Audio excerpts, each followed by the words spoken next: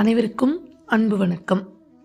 நிறைய பேர் நிறைய கால்ஸ்லேயும் சரி, மெசேஜ்லேயும் சரி, நம்ம வீடியோவோட கமெண்ட்ஸ்லேயும் சரி, கேட்டதோட கேள்விக்கான ஆன்சர் தான் இந்த வீடியோவில் நம்ம சொல்ல போகிறோம். தேவையில்லாத பயமும் பதட்டமும் சடனாக எனக்கு வந்துடுது. எதனாலன்னு எனக்கு தெரியல. திடீர்னு பார்க்கும்போது அதிக பதட்டமாகவும் பயமாகவும் இருக்குது.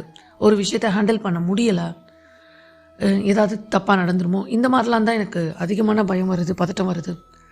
இது எப்போதுமே இப்படி தான் இருக்குது. இதுலேருந்து நான் எப்படி தான் வெளில வர்றது, என்ன பண்ணுறதுன்னு நிறைய பேர் கேட்டிருக்கீங்க. நம்ம நிறைய அதுக்கு மலர் மருத்துவத்தையும் நம்ம சொல்லியிருக்கோம், தியானத்தை பற்றியும் நிறைய சொல்லியிருக்கோம். எல்லாத்தையும் தாண்டி இன்னொரு விஷயம் இருக்குது. நம்ம மனசை பற்றி நம்ம புரிஞ்சுக்கிட்டோம் அப்படின்னா இந்த தேவையில்லாத பயமும் பதட்டமும் நமக்கு வரவே வராது. அந்த இடத்துல தான் இன்றைக்கி எல்லாருமே நம்ம ஒரு சின்ன விஷயத்தை மிஸ் பண்ணிடுறோம். அதை பற்றி என்ன அப்படின்றத இதில் பார்க்க போகிறோம். இதை நம்ம தெரிஞ்சுக்கிட்டாலே போதும், ரொம்ப ரொம்ப சுலபமாக நீங்கள் இந்த பயம் பதட்டத்துலேருந்து வெளியில் வந்துடலாம். உங்களுக்கு அது ரொம்ப ஆச்சரியமாக இருக்கும். இவ்வளோ நாள் நம்ம இந்த ஒரு சின்ன விஷயத்தையாக கவனிக்காமல் போயிட்டோம் அப்படின்னு. வாங்க இப்போ நம்ம அதை பற்றி என்னன்னு தெரிஞ்சுப்போம். முதல்ல நம்ம புரிஞ்சிக்க வேண்டியது என்ன அப்படின்னா, நம்ம யார் அப்படின்ற கேள்விக்கான ஆன்சர் என்ன தெரியுமா? நம்ம மனமா? அந்த மனசில் இருந்து தானே எல்லா பயம், பதட்டம், கவலை, சந்தோஷம், எல்லா உணர்வுகளுமே நமக்கு அந்த மனசில் இருந்து ஏற்படுது. மனம் எதையாவது ஒன்று யோசிச்சுட்டே இருக்கும், ஏதாவது பற்றி திங்க் பண்ணி ஒன்று பயத்தை கொடுக்கும், இல்லை சந்தோஷத்தை கொடுக்கும், இல்லை நீ அப்படி பண்ணு இப்படி பண்ணுன்ற யோசனையை கொடுத்துக்கிட்டே இருக்கும். இந்த மனசோட பிடியிலிருந்து நம்மளால் தப்பிச்சிக்கவே முடியல. இல்லை, சும்மா இருந்தால் கூட எதையாவது யோசிக்க வச்சு அழ வைக்கிறதோ, சிரிக்க வைக்கிறதும், பயப்பட வைக்கிறதும், ஒரு விஷயத்தை பற்றி அதிகமாக கவலைப்பட வைக்கிறதும் தான் இந்த மனசு நம்மளை செஞ்சுக்கிட்டே இருக்கு இல்லையா? அப்போது நம்ம இதிலேருந்து என்ன தெரிஞ்சுக்கணும் அப்படின்னா, முதல்ல நம்ம யார்? நம்ம இந்த மனசா, உடம்பா? உடம்புன்றது கூட ரெண்டாவது விஷயம் வச்சுக்கோங்களேன். முதல்ல இந்த உணர்வுகளால் தான் நம்ம ரொம்ப ரொம்ப கஷ்டப்படுறோம். இந்த எமோஷனால் தான் ரொம்ப ரொம்ப கஷ்டப்படுறோம். ஸோ அந்த எமோஷன் அப்படிங்கிறது மனசில் இருந்து தானே வருது. இப்போ நம்ம மனசு நம்ம இல்லை அப்படிங்கிறது தான் முக்கியமாக நம்ம தெரிஞ்சுக்க வேண்டிய விஷயம். நம்ம மனசில் வர எண்ணங்கள், அதை பார்த்து நம்ம பயப்படுறோம். ஏன், எதனால் நமக்கு அந்த பயம் வருது அப்படின்னா, நமக்கு நல்லது மட்டும்தான் நடக்கணும், எனக்கு எதுவும் கெட்டது நடந்துடவே கூடாது, இல்லை கெட்டது நடந்துருமோன்னு எனக்கு பயமாக இருக்குது. அப்போ நம்ம என்ன சூஸ் பண்ணுறோம்? எனக்கு நல்ல விஷயங்கள் மட்டும் வேணும், நல்ல விஷயங்கள் மட்டும்தான் நடக்கணும் என் வாழ்க்கையில். அஃப்கோர்ஸ் அது கரெக்டு, அப்படி தான் நினைக்கணும், இல்லைன்னு சொல்லலை. ஆனால் நம்ம மனசு அதை மட்டுமா நினைக்கிது? நம்ம கேட்குறது நல்ல விஷயங்கள் தான் நடக்கணும், நல்ல விஷயத்தை தான் நான் நினைக்கணும்னு தான் நம்ம யோசிக்கிறோம். ஆனால் நம்ம அதை தாண்டி என்ன பண்ணிடுறோம்? கெட்டதையே நினைக்கிறோம், கெட்டது நடந்துருமோன்னு நினைக்கிறோம். அப்படி நடந்தால் என் வாழ்க்கை என்ன ஆகுன்ற பயம் தான் அதிகமாக இருக்குது, பதட்டம் தான் அதிகமாக இருக்குது. எதனால்? நம்ம திரும்ப ஒரு விஷயத்துக்கு அழுத்தம் கொடுக்குறோம். எனக்கு நல்லது மட்டுமே நடக்கணும், தப்பித்தவரை கூட நான் எனக்கு ஏதாவது என் வாழ்க்கையில் தவறாக நடந்துருமோ, இந்த எண்ணம் வரும்பொழுது தான் கூடவே சேர்ந்து நமக்கு பயமும் பதட்டமும் தேடி வருது. மனசுன்னு ஒன்று இருந்தால் அதில் பாசிட்டிவ் நெகட்டிவ் ரெண்டுமே தானே வரும். இந்த எண்ணம் நிச்சயமாக வரத்தான் செய்யும். இதை பிரிக்க முடியாது. ஏன்னா நம்ம மனசுக்கு பிரிக்க தெரியாது. மனம் கட்ட அப்படின்னா நீ எதையாவது நினச்சிட்டு இருக்கோங்க, நல்லதையும் நினைக்கும், கெட்டதையும் நினைக்கும். எப்போ நமக்கு அதிகமாக இது நமக்கு தோணுது அப்படின்னா, நமக்கு பிடிச்சது மட்டும்தான் நடக்கணும் அப்படின்னு நம்ம ரொம்ப ஃபோர்ஸ் பண்ணுறோம் நம்ம மனசை. அப்படின்னு நினைக்கிறதுனால தான் நம்ம எதை விரும்பி இதுதான் நடக்கணும், இதுக்கு ஆப்போசிட்டாக நடந்துடக்கூடாதுன்னு நினைக்க உங்களுக்கு பயம் பதட்டம் அதிகமாகும். மூச்சு தாறுமாறாக மாறும். ஒரு நிதானத்தில் இருக்க முடியாது, டெசிஷன் எடுக்க முடியாது. ஸோ ஒரு விஷயம் நம்ம தெரிஞ்சுக்கணும். பட்டினத்தாரோட வார்த்தைகள் என்ன சொல்கிறாங்க தெரியுமா? எந்த ஒரு விஷயத்தை நீ விரும்பி தேர்ந்தெடுத்து அதை ரொம்ப ஆசைப்பட்டு விரும்புகிறியோ, அதே விஷயத்தை ஒரு நாள் வெறுக்கிற மாதிரியான சூழ்நிலையும் வரும். அதே போல் எந்த விஷயத்தை வெறுத்து ஒதுக்கி தேவையே இல்லைன்னு நம்ம இன்றைக்கி தள்ளுறோமோ, அதே விஷயத்தை வாழ்க்கை திரும்ப நம்மளுக்கு விரும்புகிறதுக்கான ஆப்பர்ச்சுனிட்டியை கொண்டு வந்து கொடுக்குங்க. நெகட்டிவே வந்துடக்கூடாது அப்படின்னு நினைக்கும் பொழுது நெகட்டிவ் மட்டும்தான் வந்திருக்கும். பார்த்துருக்கீங்களா? இல்லை பாசிட்டிவ் மட்டும்தான் என் வாழ்க்கையில் நடக்கணும், எனக்கு நெகட்டிவ் வந்துருமோன்னு பயப்படும் பொழுதும் நெகட்டிவ் விஷயம் வந்திருக்கும். அப்போது வாழ்க்கையில் இது ரெண்டுமே சேர்ந்து தான் இருக்கும் அப்படிங்கிற விஷயத்த முதல்ல நம்ம புரிஞ்சுக்கிட்டு ஏற்றுக்கணும். புரிஞ்சுக்கிட்டால் மட்டும் பார்த்தாது, ஏற்றுக்கொள்ளணும், மனசால் ஏற்றுக்கணும். இல்லை எனக்கு நல்லது தான் வேணும், இது மட்டும்தான் நடக்கணும், நடந்தே ஆகணும், என் லைஃப்பில் இது தான் வேணும்னு ஃபிக்ஸ் பண்ண முடியாது. நம்ம நினைக்கலாம் எனக்கு நல்லது தான் வேணும்னு நம்ம நினைக்கலாம். பட் எல்லா நேரமும் அது மட்டும்தான் கிடைக்கணும், இது மட்டும்தான் எனக்கு வேணும்னு நீங்கள் ஃபிக்ஸ் பண்ண முடியாது. அப்படி ஃபிக்ஸ் பண்ணும் பொழுது தான் பிரச்சனையே ஆரம்பிக்குது. எதையுமே நம்ம முடிவு பண்ண முடியாது இல்லையா? அப்போ நம்ம என்ன செய்யணும்? இதுதான் எனக்கு வேணுங்கிற அந்த ஒரு பிடிவாதத்தை விட்டுட்டு, அந்த இறைசக்தி, இந்த பிரபஞ்ச பேராற்றல் கிட்ட நீங்கள் என்ன கொடுத்தாலும் எனக்கு சரியாக தான் கொடுப்பீங்க, அதை நான் ஏற்றுக்கிறேன் முழு மனசோட அப்படின்னு சரணாகதி அடைஞ்சிக்கணும். மனசு அப்படிதாங்க மாற்றிக்கிட்டே இருக்கும், நம்மளை மாற வச்சுக்கிட்டே இருக்கும். மனசு சொன்னதெல்லாம் அது போகிற பொடியெல்லாம் நம்ம போயிட்டே இருந்தோம்னா நமக்கு பயமும் பதட்டம் தான் மிஞ்சும். அப்போ என்ன பண்ணணும்? மனசு என்ன செய்தோ செய்யட்டும், என்ன நினைக்கிதோ அது சொல்கிறபடி எல்லாம் நான் போக போகிறதில்ல அப்படின்ற முடிவை தான் நீங்கள் எடுக்கணும். இப்போது நீங்கள் எனக்கு இதுதான் வேணும் அப்படின்னு முடிவு பண்ணாமல் அந்த இறைசக்தி கிட்ட உங்களோட எல்லா விஷயங்களையும் அர்ப்பணிச்சிடுறீங்களோ, என்ன நடந்தாலும் சரி நீங்கள் பார்த்துக்கோங்க அப்படின்னு இந்த பிரபஞ்சத்துக்கிட்ட கொடுத்துடுறீங்களோ, அந்த நிமிஷமே உங்களோட அத்தனை கஷ்டங்களும் விலக ஆரம்பிச்சிடும். ஏன்னா நீங்கள் அந்த மனசை விட்டு தள்ளி நிற்கிறீங்க. மனசு சொல்லுது, இல்லை நீ ஒப்படைக்காத, நீ முடிவு பண்ண, உனக்கு இதுதான் வேணும்னு கேளு, இப்படி தான் பண்ணணும்னு கேளு, உனக்கு இதுதான் நல்லதுன்னு தெரியும். ஆனால் அது ஏமாத்துது நம்மளை. ஸோ நம்ம மனசு நம்மளை ஏமாற்ற விடவே கூடாது. நம்மை படைத்த அந்த இறைசக்திக்கு எல்லாம் தெரியுங்கிற அந்த மிகப்பெரிய ஒரு எண்ணத்தை உங்கள் மனசுக்கிட்ட நீங்கள் சொல்லணும், பேசணும். இல்லை எனக்கு தெரியும், உங்கள் மனசு உங்ககிட்ட சொல்லுது இல்லை, நீ இப்படி பண்ணு அப்படி பண்ணுன்னு, முடிவெடுன்னு. இல்லை, நான் எந்த முடிவும் எடுக்க மாட்டேன், என்னோட எல்லா முடிவுகளையும் அந்த இறைசக்தி எடுக்கும் அப்படின்னு முழுமையாக நீங்கள் அந்த பிரபஞ்சத்துக்கிட்ட விட்டுருங்க. இந்த மனசு இப்படி தான், இது எப்போ பார்த்தாலும் ஏதாவது ஒன்று பாசிட்டிவாக நினைக்கும், இல்லை நெகட்டிவாக நினைக்கும், என்னை பயமுறுத்துகிற மாதிரி விஷயங்களை கொண்டு வரும். இது இயற்கை, விட்டுடுங்க. அது நம்மளோட பிரச்சனையே கிடையாது. ஏன்னா நம்ம தான் மனசே கிடையாதே. நான் உடம்பில்லை, நான் மனமில்லை, ரமணர் சொல்லியிருக்காரு இல்லையா? ஸோ நம்ம உடம்பும் இல்லை, மனசும் இல்லைன்னா நம்ம இப்போ யார்? இதைத்தான் நம்ம தேடணும். அப்போது மனசு என்ன வேணால் சொல்லும், அதுக்காக நம்ம பயப்படலாமா, பதட்டப்படலாமா? நாளைக்கு அது வேறு மாதிரி சொல்லும், இதெல்லாம் ஒன்றுமே இல்லை அப்படிங்கிற தைரியத்தையும் அது தரும். மறுநாளே தூக்கி போட்டு எல்லா பயத்துக்குள்ளேயும் நம்மளை தள்ளி அழ வச்சு வேடிக்கை பார்க்கும். அப்படி ஏதோ ஒரு விஷயம் நம்மளை ஆட்டி படைக்கிறதுக்கு நம்ம விடவே கூடாது.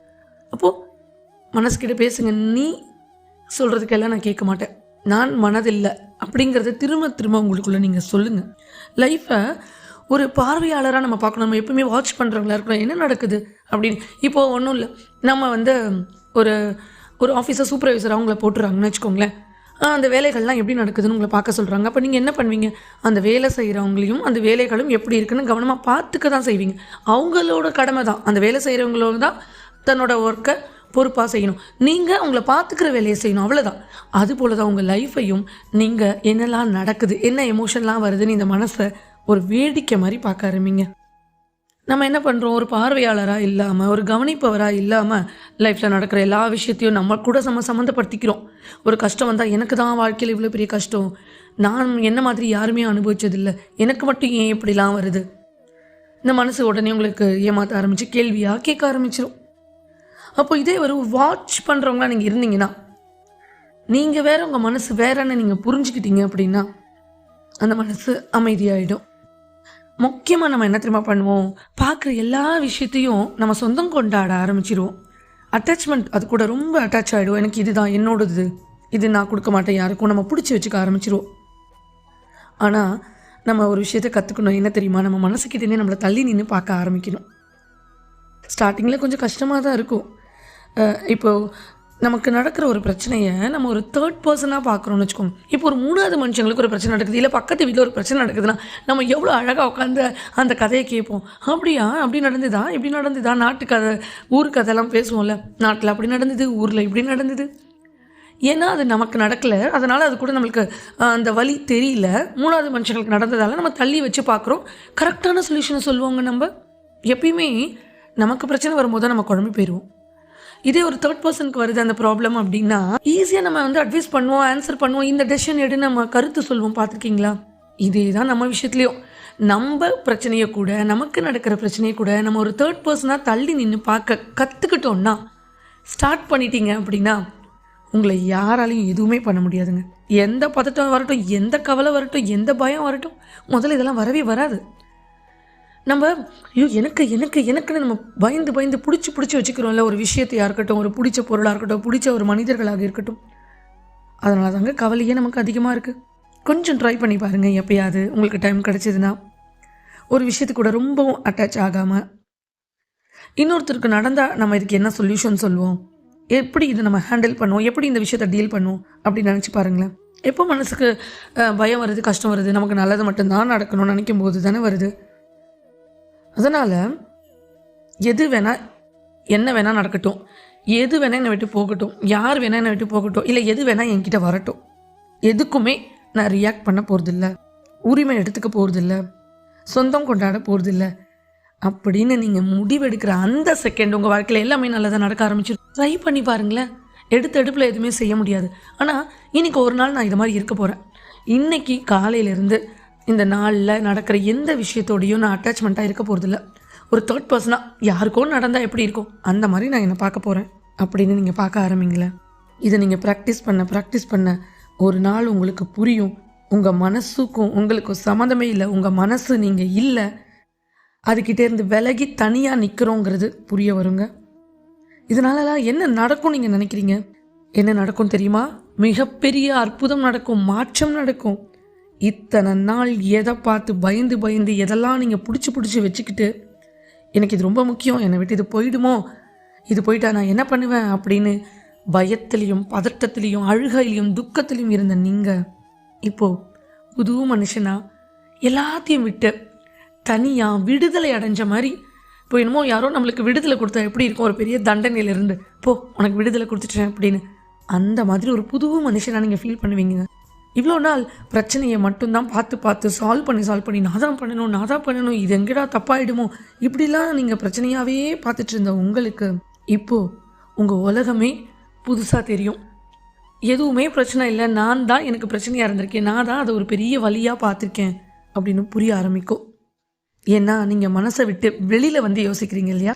இப்போது ஒரு படம் பார்க்குறோம், ஒரு பாட்டு கேட்குறோம் அப்படின்னா, ஒரு சோகமான படம் பார்த்தா நம்ம அழுகிறோம், சந்தோஷமான படம் பார்த்தா நம்மளும் சந்தோஷமாகிடுறோம், ஒரு மோட்டிவேஷனான பார்த்தா நம்மளும் மோட்டிவேட் ஆகிடுறோம். எதனால்?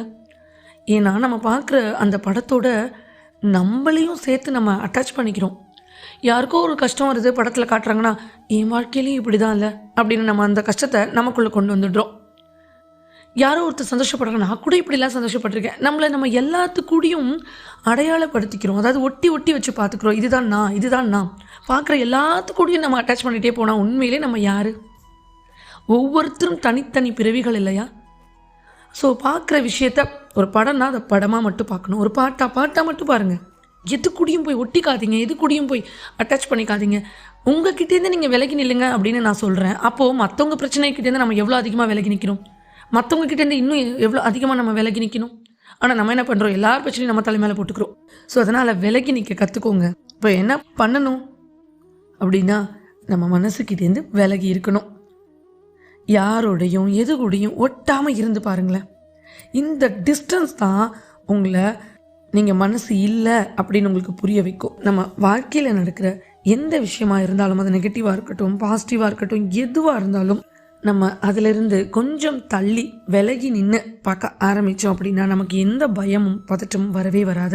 அந்த எண்ணங்கள் கூட நம்ம அட்டாச் ஆகாமல் இருந்தால் போதுங்க, எந்த எண்ணமுமே நம்மளை பாதிக்காது. இந்த பிரபஞ்சத்தால் எல்லாவற்றையும் சரி செய்ய முடியும், சரி செஞ்சுக்கிட்டே இருக்குது. என் வாழ்க்கையை இந்த பிரபஞ்சம் அற்புதமாக மாற்றும், அதற்குரிய திட்டங்களை இந்த பிரபஞ்சம் போட்டுக்கிட்டு இருக்கு, அதற்குரிய வேலைகளை இந்த பிரபஞ்சம் கையில் எடுத்து செஞ்சிட்ருக்குன்னு முழுமையாக அந்த இறைசக்தியை நம்பி உங்கள் வாழ்க்கையை ஒப்படைச்சிட்டு எல்லாத்தையும் விட்டுட்டு விலகி நில்லுங்க. முக்கியமாக மனிதர்களிடமிருந்தும் உங்கள் மனதிடம் இருந்தும் சற்று விலகி இருங்களேன்.